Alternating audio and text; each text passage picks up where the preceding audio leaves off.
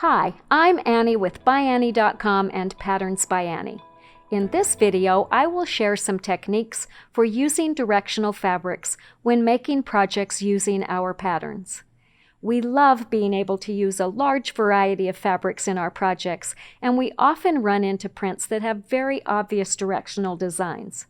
Those types of fabrics can give stunning results if used properly, but depending on the design of the project, a few extra steps may be needed. For instance, let's take a look at this Get Out of Town bag. As you can see, one piece of fabric is used to make the body of the bag. It is joined in the middle at the top by attaching a zipper to each end of the piece. So the body starts here in the middle of the top, comes down the front, around the bottom, up the back, and ends in the middle of the top. As you can see, a directional fabric could be problematic for this bag. Unless we take a few special steps to deal with the directionality, the design is going to be upside down on either the front or the back. So depending on the pattern you've picked and how the project is designed, you may see a note on the pattern cover that says, "Avoid directional designs until you are familiar with the project." Additional fabric and other techniques may be needed if using directional fabrics. In this video, I will share some of those other techniques with you so that you will be able to use directional fabrics with professional results. Please note that all ByAnnie patterns will include complete instructions for cutting pieces, and many are appropriate for non-directional or directional fabrics. For patterns where a directional fabric could be problematic, the pattern will either give instructions for using a directional fabric, or it will state that you should avoid directional fabrics until you understand the process. Obviously, we can't cover every pattern here, and you will need the pattern in order to know what sizes to cut for each piece, but let's talk in general about some of the ways you can modify your pattern to use directional fabrics. Specifically, this video will cover how to prepare directional fabrics before quilting or sewing, and how to work with directional fabrics which have already been quilted. Let's talk first about how to prepare directional fabrics before quilting. The steps are very easy, but you need to consider them before you begin cutting and sewing. Let's start by looking at a few bags that will require special consideration when using directional fabrics. As you can see, on each of these bags, the body of the bag is a continuous piece, which forms the front, bottom, and back of the bag. To ensure that the fabric is right side up on both the front and the back, the easiest solution is to fix the fabric before it is quilted in the cutting process. To do that, instead of cutting just one piece, we will cut two pieces of fabric, adding a 1/2 inch seam allowance on the side where the fabrics will be seamed. This enables us to rotate one piece, then sew the pieces back together, making a single piece of the right size, but with the fabric upright on each end. The seam joining the pieces will be hidden. Here I have two pieces for an open-wide 2.0 bag. With right sides together, we will position the two pieces so that the design is upright on each piece, and all edges are aligned. Then we will sew the pieces together along the bottom edges with a 1/2 inch seam and press the seam open. We will then have a piece that measures the size called for in the pattern for the bag body, and we can proceed just as the pattern directs. We'll align this piece with the lining fabric and soft and stable and quilt it. Then we can cut a bag body from that quilted piece. Just be careful to position the seam that is in the middle in the center of the piece so that it is hidden on the bottom. You will follow that same process to prepare the fabric for any of these other projects, referring to the pattern to get the sizes needed for each. Here's another project that needs special attention if using directional fabrics. This mixer cover is made using our In the Mix pattern. As you can see, just as for the other projects we just examined, the body of the cover is made of one piece of fabric.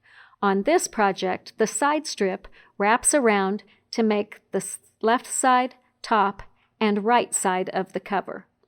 Using a directional fabric for this project is very similar to the techniques we just covered. However, there is one important difference. Because the piece is open at the bottom, we need to sew these pieces together along the top edge rather than the bottom edge. This ensures that the design will be positioned correctly on each side of the cover. As you can see, it's easy to use a directional fabric for these projects. You just need to plan ahead and prepare the fabrics before you quilt. But what happens if you've got a piece of fabric already quilted? How can you make it work without having a big bulky seam in your project? At ByAnnie, we tend to work primarily with pre-quilted fabrics. We make a lot of bags, and having a roll of already quilted fabric saves a significant amount of time for us. It also helps us make better use of the fabrics. However, if one of these pre-quilted pieces used a directional fabric, we used to agonize over how to use it for a project that needed special considerations, such as an open wide or get out of town. We didn't want to have a big bulky seam in the bottom of the bag, nor did we want to have to figure out how to cover the raw edges of that seam. Fortunately, we discovered a great technique that makes joining the pieces easy. This method was shared by Sue Ellen at Linda Z's in Arlington Heights, Illinois. Sue Ellen teaches many of the ByAnnie bag making classes at Linda Z's, and she showed this method on a recent video tutorial. Thank you so much, Sue Ellen. Note that this method is different from the process to prepare fabrics before quilting, so pay attention. We especially like Sue Ellen's method because it is quick and easy and results in little added bulk. And because it doesn't require any additional quilted fabric, you can use it even if you've already cut the pieces for your project. It does require that you have small strips of unquilted fabric cut from both the main and lining fabrics. So if you've already quilted everything, you may need to unquilt a bit of fabric or just use another fabric and make it a decorative element. This method results in about a ½ inch of unquilted fabric showing right in the middle of the quilted fabric on both the main and lining fabric sides. Normally this area is going to be on the bottom of the bag or in an area that is covered, so it's not going to be very noticeable. Here's another tip. This method is also great to use when your pre-quilted fabric pieces aren't big enough to cut some of the project pieces. By cutting and joining two shorter pieces, you may be able to better utilize pieces of pre-quilted fabric. For instance, we joined two small scraps of leftover quilted fabric to make this piece. It's just the right size to make a small clam-up bag. So you may find this method helpful even when you aren't using directional fabrics. Okay, let's go through the process to join two pieces of quilted fabric using Sue Ellen's technique. For this example, we're going to prepare the side strip for a small in the mix cover.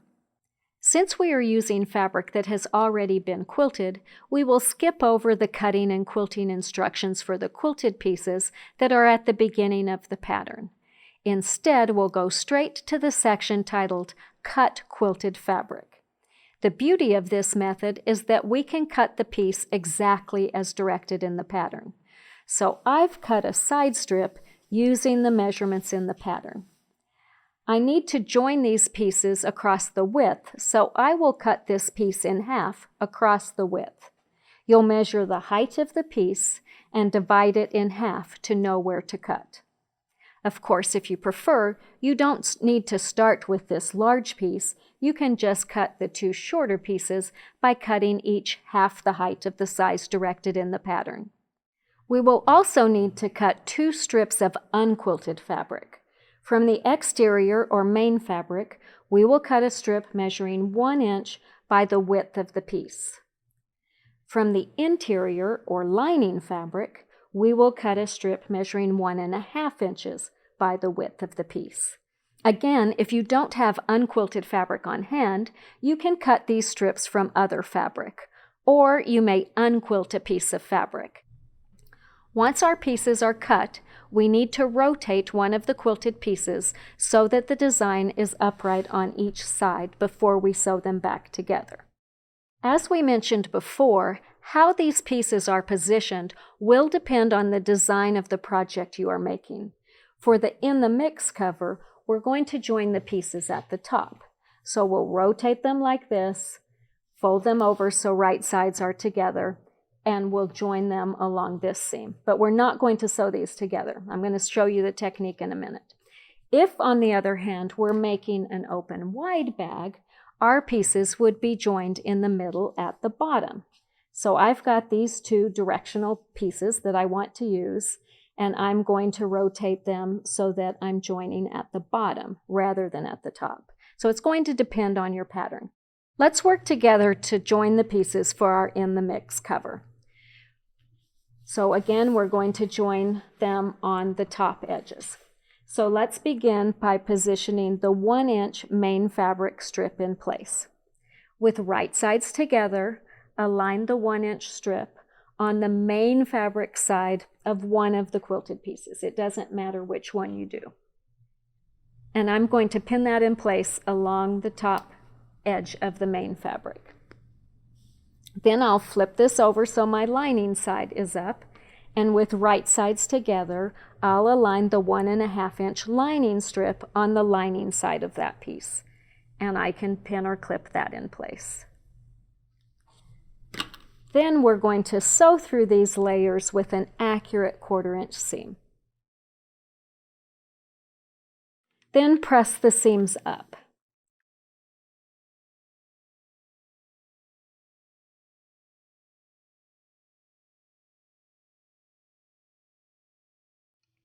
Pin the lining strip to the quilted fabric away from the seam, and then we'll join our other two pieces. I'm going to get my iron out of the way. Now we're ready to join these two pieces. So with right sides together, we're going to align the other long edge of that main fabric strip along the edge on our other piece. So it will be the appropriate edge. Again, on this one, we're joining the top edges. On another project, you might be joining the bottom edges. So we're going to align those, making sure, and this is really important, make sure that your sides are aligned as well as your top, because when you sew this, you want this to be a nice straight piece. Sew through the two layers with an accurate 1/4-inch seam. When you open the piece, unpin the lining strip. Then fold the lining over, turning its raw edges under, and press.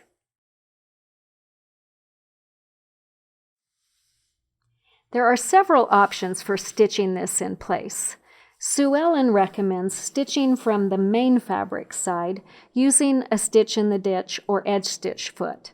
I like that method as I can completely hide the stitching on the outside. To ensure that the lining doesn't move, I just use basting tape or a glue stick to hold the lining strip in place on back. You may also stitch from the lining side. Just keep in mind that the bobbin thread in that case will show on the other side, so choose your thread accordingly. Okay, our bag body pieces are joined and the design is upright on each side. We have a small 1/2-inch unquilted strip in the middle of the fabric on both the main fabric side and the lining side. But that's going to be covered by the handle on this project, so it's not going to bother me at all. If we wanted, we could quilt through the layers to kind of camouflage this strip, as I did on this piece for this clam-up bag. You'll follow this same process for other projects that are made with one strip wrapping around from front to back or even from side to side. Just be careful to position the fabrics properly before you sew them together. Again, the design of the project will determine where you sew. We hope you've enjoyed learning these simple techniques for working with directional fabrics, whether you are preparing the fabrics before quilting or you are working with pre-quilted fabrics. As you've seen, these easy techniques will open a whole new world of fabric choices to you. We can't wait to see the projects that you make and how you use them, so be sure to share pictures of your finished projects with us. Find us on Facebook, Instagram, Pinterest, and YouTube by using @PatternsByAnnie. You may also email photos to us at marketing@ByAnnie.com. If you liked this video, please give us some feedback by clicking on the like button below. Remember to hit the subscribe button too, so you are sure to be notified when we post new videos. Thank you so much for watching. Happy stitching!